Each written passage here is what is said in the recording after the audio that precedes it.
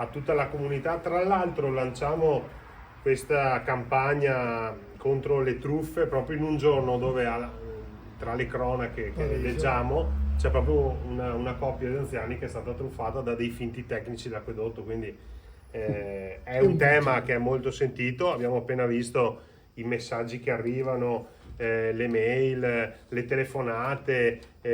suonano i campanelli, quindi insomma sono tanti gli accorgimenti da tenere, però grazie a questo materiale importante che adesso verrà distribuito in tutti i luoghi di aggregazione e punti di ritrovo anche degli anziani, quindi dai centri anziani, le farmacie, i medici di base, cerchiamo di alzare il livello di attenzione. Ringrazio i carabinieri perché questo è un lavoro di prevenzione, ma fanno anche un grande lavoro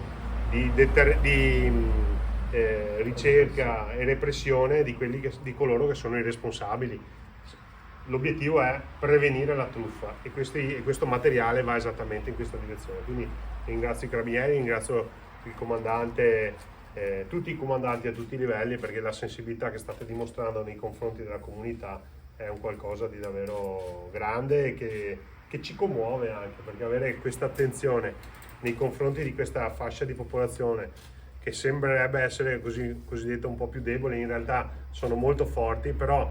alcune truffe sono fatte veramente molto bene e quindi è anche facile caderci. Quindi grazie davvero di cuore, grazie anche all'assessore Gloria Tessarolo che con il suo settore, che è il settore sociale, fa un lavoro importante proprio di prevenzione.